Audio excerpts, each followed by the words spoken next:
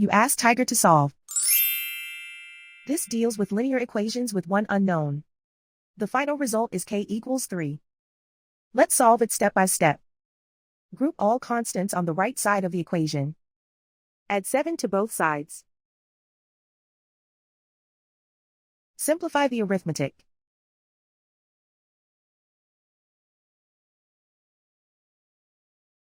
Isolate the k. Divide both sides by 3. Simplify the fraction.